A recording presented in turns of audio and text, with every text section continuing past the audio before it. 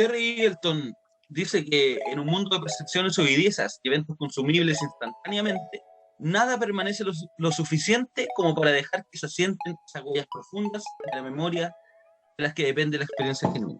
Sin embargo, como dice Genovese en leer poesía, lo leve, lo grave y lo opaco, el lenguaje poético no se detiene en lo inmediato, sino que amplía la mira. Se revela frente a un mundo que marcha veloz e incita a la reflexión. ¿Es la poesía o el discurso poético un saber necesario en la actualidad? ¿O más bien debe tratarse como un contenido obligatorio, más orientado a la técnica, a lo gramático, a lo disciplinar? ¿Cuál es la función en la educación contemporánea de la poesía? Para esto tenemos dos invitados, Ivette Cepeda, desde la perspectiva aristotélica de la poesía, y Josué Venegas, presentando la visión platónica. Mi nombre es Sebastián Fuentes, esto es Dialogando los clásicos en la educación contemporánea. Ivette. Hola a todos y a todas. Para poder hablar de poesía en la perspectiva de Aristóteles, es necesario tomar en cuenta ciertas implicancias.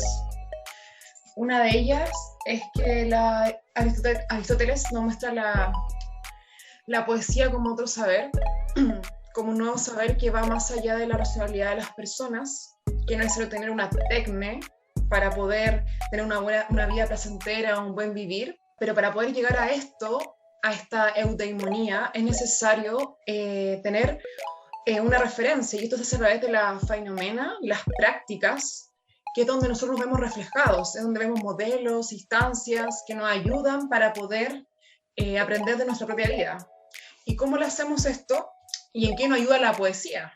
Es en la parte donde la poesía imita nuestras acciones humanas, a través de la mímesis, es donde ella, a través de esta técnica que utiliza para realizarla, porque no es solamente llegar a imitar, es simplemente crear también a través del mutos, que es la intriga, el orden de los acontecimientos que suceden en la poesía. A través de esto se logra visualizar la vida humana, vernos reflejados y por lo mismo trabajar la empatía, la compasión, el temor, y así llegar a la catarsis, que es como el momento donde uno ya poder tener una enseñanza, y ahí de la poesía. Ahí podemos tener el área pedagógica a través de esto, de lo que nos enseña las emociones, el reflejo de nuestra propia vida. Es el valor de la sensibilidad que le entrega Aristóteles a la poesía. ¿Qué es lo que nos plantea Platón desde esta pregunta? Bueno, primero que todo, un cordial saludo a todos. En esta oportunidad me gustaría partir con la pregunta de base, que es cómo debemos enseñar la poesía en una educación actual, proyectando más que nada a futuro. En este caso me gustaría recalcar los términos enseñanza orientada en la poesía, ¿no? En este caso, primero enseñanza. La enseñanza y la educación es delimitada por el Estado, que guía, ¿no? Y delimita, como dije, que el rumbo que lleva el aprendizaje. Es por esto que, bueno, Platón muy bien lo grafica lo que es el Estado, diciendo que el Estado surge cuando un individuo tiene necesidades, entonces con otro individuo se ponen de acuerdo para tener, para poder suplir esas necesidades, y siempre ese individuo va a necesitar a otro, y así una larga cadena forma y crece el Estado. El Estado está dirigido por un gobierno, ¿no? Una institución que hace que se pueda subsistir que también podría denominarse como otra institución que el Estado, que sería la institución más grande, ¿no? Es por esto que cuando hablamos de poesía, siempre la poesía evoca a términos emotivos para poder transmitir una ideología, y esto hace que se plante, ¿no? una semilla en cada persona, para que esta semilla que germine, crezca y posteriormente pueda desarrollar en su vida cotidiana esta ideología, cambiando el colectivo social, ¿no? Es por esto que si el Estado quiere subsistir largamente, no debe permitir y debe colar la cantidad de información que le va a llegar al alumnado, porque de otra manera se podría decir que podría haber un caos, ¿no? en el lugar, en el país en este caso, producto de una mala interpretación, por ejemplo, de un poema, ¿no? Es por esto que Platón bien dice que se debe permitir la censura en este ámbito para que lleve un rumbo correcto en el cual pueda ser fuerte el Estado y no decaer. No sé qué quiere decir sobre este aspecto Ivette o Sebastián. Sin duda, son dos miradas un poco contrapuestas, mientras que Ivette, hablando de lo aristotélico, habla de la poesía con una función del reflejo de la existencia en cuanto al desarrollo del ser humano. Josué nos habla de una perspectiva mucho más útil, en el sentido de que lo que nos interesa enseñar, más que la poesía, es individuos que nos sirvan a nosotros dentro de la comunidad. Tenía razón entonces Bombini y Lomas cuando destacaba que el papel que desempeña la poesía y quien ve la poesía refleja un pensar estético e ideológico, debido a que nos damos cuenta desde una u otra perspectiva de que se reconoce que la literatura y el pensamiento poético contribuye a la construcción de la identidad personal y sociocultural de las personas. Desde esta perspectiva, ¿de qué manera creen ustedes que debe abordarse entonces la poesía en la educación contemporánea? Voy a tomar en consideración lo que dijo Josué respecto a la emotividad. Creo que más allá de la emotividad es ese quiebre, justamente esa tijé, lo que logra que la persona se sienta reflejada y por lo tanto realice una reflexión de su vida a través de la poesía, porque una historia perfecta de un héroe así que siempre logra todo y tiene un final feliz, no solamente acompaña, entretiene, pero en realidad cuando hay un quiebre, una amartía, es ahí donde es cuando existe una verdadera enseñanza. Es en el momento ahí cuando hay ese quiebre para poder... cuando existe ese quiebre, esa amartía, es cuando realmente existe la enseñanza y la persona puede ser capaz de tomar decisiones respecto a lo que vea, lo que uno se ve reflejado a través de la poesía. Tomando en consideración esto respecto al tijé, a esta amartía, es necesario para que la poesía tenga un valor de enseñanza tenga un aspecto de enseñabilidad en los jóvenes, en el aprendizaje, un valor pedagógico, es tomarla de otra manera, es darle otra visión, no solamente la clásica que estamos acostumbrados, que es como nos dice Lomas y Bombina, donde la poesía estamos acostumbrados a reflejar con ciertas características, estereotipos de carácter fónico, sintáctico, semántico, y solamente analizarla como estructura como tal, pero no verlo como un análisis profundo del mensaje tal que entrega la poesía, lo quiere decir el creador, y eso se deja de lado. Entonces, si tomamos ese aspecto y la debemos darle otra visión, cambiaría mucho más su valor pedagógico. Bueno, desde mi perspectiva, o desde la perspectiva platónica, lo que debe hacer la poesía, ¿no? Y la enseñanza dentro del aula debe ser graficar la realidad. Esto se ve reflejado en Platón cuando explica los tres niveles que hay de la realidad, ¿no? Y de la verdad. Los tres niveles detrás de la verdad. Él, como es teísta, dice que el primer nivel de verdad es Dios, que es el el creador, ¿no? Explica que él no puede hacer un segundo tipo de creación porque estaría imitando a este primero. El segundo punto es, el segundo nivel es el artesano, ¿no? Que está creando, pero copiando, imitando la creación de Dios. Y dentro de este segundo nivel nace otro tercer nivel, el que sería el pintor, lo explica Platón, el cual lo compara con la poesía.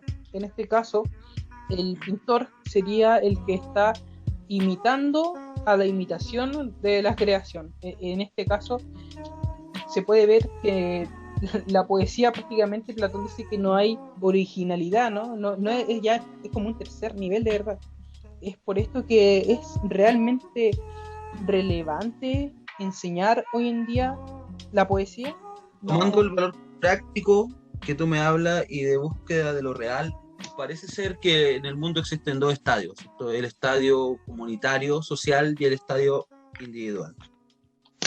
Siguiendo lo que dijo anteriormente Ivette, la poesía no buscaría lo que propone Platón, sino que estaría más orientada al desarrollo del ser. Ivette, ¿qué crees tú respecto a esto? Para responder esto voy a citar de nuevo a Bombina y Lomas, de la educación poética.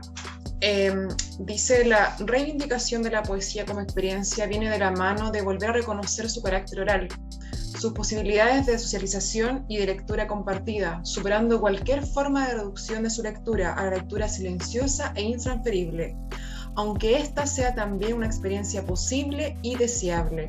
Esto quiere decir que para llegar a esto, la poesía debemos cambiar completamente su perspectiva, su manera de enseñarla y de verla, porque para lograr que la poesía ayude a reflexionar, al ser, a darnos un carácter de lo bueno, de alcanzar un buen vivir, de la eudaimonía, hay que ver la poesía, hay que sentirla.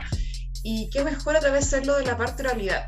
Para esto, y sin irnos más lejos, hoy en día estamos en una modalidad que nadie esperaba, que es unas clases virtuales, donde se ha visto la falta que hace de la presencialidad, del aula dialógica, donde hay un tema de compartir del alumno con el profesor, de compartir entre alumnos, y eso no es que lo entrega la poesía. Si llevamos la poesía a ese nivel, la situamos no en tercer lugar de la verdad, sino en primer lugar en la misma acción humana, podemos llegar a darle un valor fundamental a la enseñanza, de experiencia y de empatía con el otro. Bueno, ahí me gustaría poder responder y me gustaría volver a recalcar la idea de imitación. Bueno,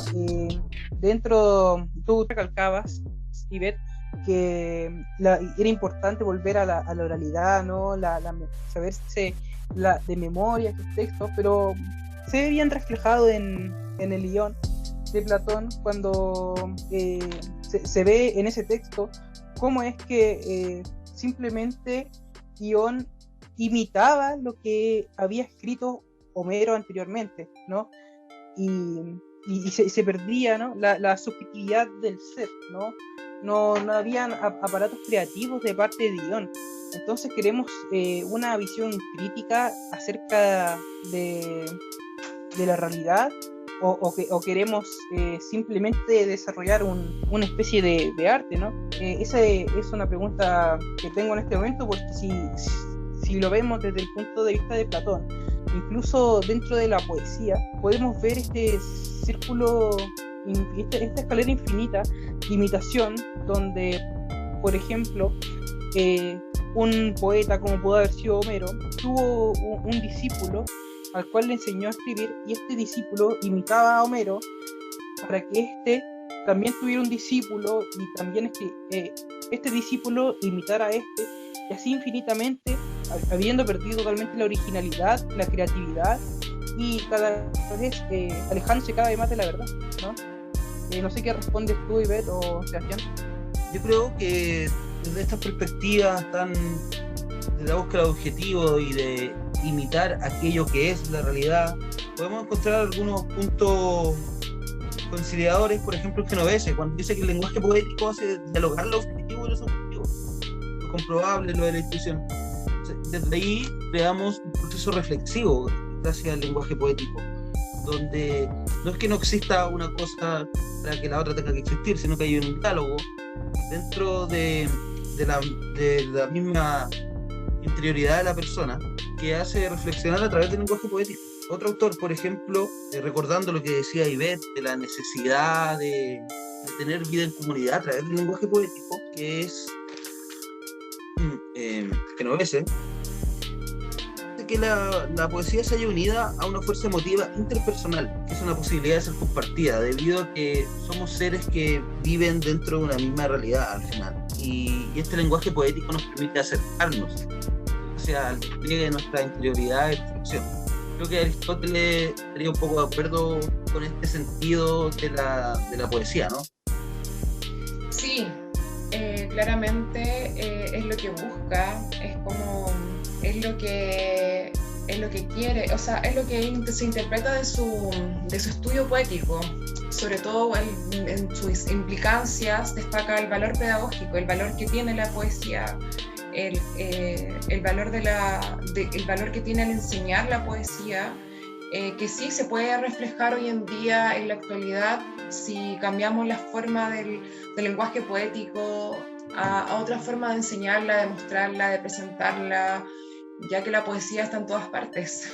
Está en los graffiti, está en las cartas, está en la música.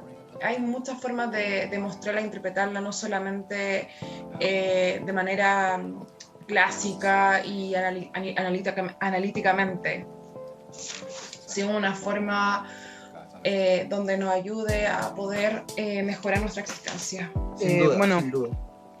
Por mi parte me gustaría, por último, recalcar la importancia que tiene el pensamiento racional que plantea Platón dentro de la educación, ya que esta racionalidad como objetiva que él plantea es importante para que los jóvenes cuando tengan que tomar decisiones no se guíen por simplemente la emotividad o por pasión, sino que sea algo fríamente calculado. En ese sentido estoy de acuerdo contigo, Josué, no lo fríamente calculado, solamente que es como eso ayuda a también enfocar la poesía no solamente como de manera romántica, sino también hablar de poesía política, poesía de los derechos humanos, poesía del feminismo, no solamente un área en específica. Si hablamos de darle un pensamiento crítico, desarrollar a los jóvenes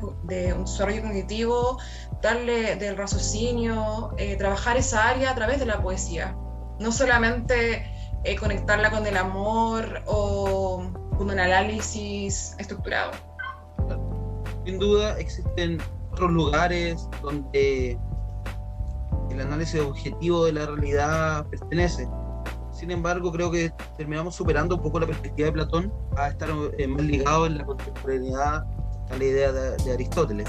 Hay una reflexión con la cual me gustaría ir cerrando este podcast, que es de Mansilla, que dice lo siguiente a propósito de la poesía en la educación: que el buen maestro de poesía es aquel que es capaz de desarrollar una reflexión sostenida y compleja sobre lo que significa pensar poéticamente el mundo y las formas discursivas que emergen de esta particular relación del sujeto con las cosas. Es decir, que a través de la poesía nosotros podemos trabajar el sentido que va más allá de aquellos términos más estructurados, lo cual, sobre todo en estos tiempos, parece ser algo importantísimo en el sentido del pensamiento reflexivo, de pararnos a mirar y de tener la posibilidad de leer el mundo desde perspectivas un poco más pensadas, un poco más críticas. Finalmente, creo que para cerrar, conviene ejemplificar con una poesía lo que estábamos hablando sobre alcances del lenguaje poético, tanto social como individualmente. Rodrigo Pérez escribe en Cartas de Prisionero un poema que hace alusión a la dictadura de Pinochet, algo que todos en Chile podemos relacionar y que podemos entender en varios niveles. In memoriam a un campesino de Mulchen. Todavía me pregunto por qué tú y no yo. ¿Por qué tú calzabas gordos sacos y cargabas camiones? Eras fuerte, degollabas carneros.